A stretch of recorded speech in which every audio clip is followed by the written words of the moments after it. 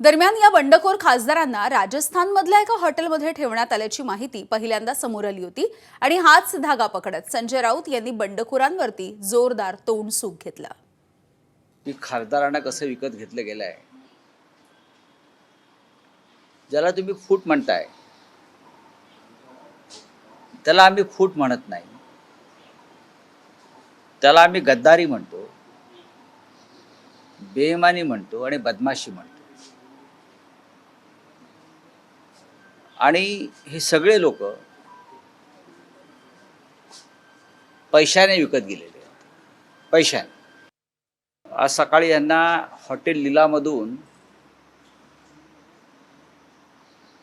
राजस्थानमधल्या एका जागेत नेलेलं आहे आणि काल रात्री दिल्लीतून दुसऱ्या ठिकाणी जाण्याआधी आणखीन 10 कोटी रुपये दिले।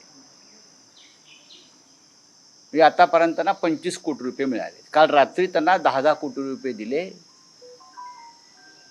आणि त्यांना राजस्थानमधल्या एका जागेत हलवलंय, सुरक्षित हलवलंय। कोणापासून भीती आहे?